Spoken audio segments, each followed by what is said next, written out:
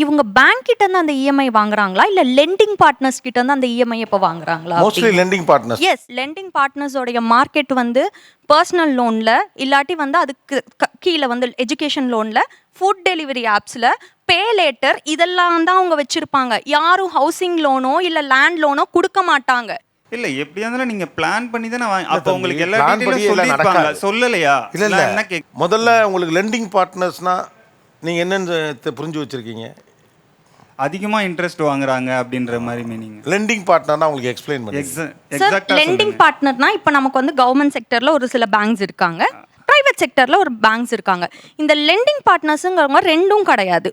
அவங்ககிட்ட இருக்கிற பணத்தை உங்களுக்குள்ள சர்க்குலேட் பண்ணி ஒரு லாபகரமான தொழில் நடத்துறவங்க தான் லெண்டிங் பார்ட்னர்ஸ்னு சொல்றாங்க. இந்த லெண்டிங் பார்ட்னர்ஸ் வந்து எங்கெங்கெல்லாம் இருந்து ஆரம்பிக்கிறாங்கன்னு நான் சொல்றேன். நீங்க ஃபுட் டெலிவரி ஆப் கூட போக வேணாம் சார். நீங்கள் 10 நிமிஷத்தில் உங்கள் வீட்டுக்குன்னு ஒரு பொருள் வாங்குறீங்க இல்லையா, அது 200 ரூபாய்க்கு மேலே போனாலே லெண்டிங் பார்ட்னர்ஸ் உள்ள வராங்க. உங்களுக்கு 20 ரூபாய் அதிகம் கொடு, நான் இந்த 200 ரூபாய் பொருளை தரேன்னு சொல்கிறாங்க. இங்கேருந்து ஆரம்பிக்குது. எங்கெங்கெல்லாம் லெண்டிங் பார்ட்னர்ஸ் கிட்ட போகிறாங்கன்னா, ரொம்ப ரொம்ப ஆச்சரியமாக நான் பார்த்த இடம் வந்து, இப்போ ஹனிமூன் ட்ரிப்ஸ் எல்லாம் போகிறாங்கல்ல சார், ஒரு ட்ராவல் ஏஜென்சி கூட லெண்டிங் பார்ட்னர்ஸ் வந்து டைஅப்பில் இருக்காங்க.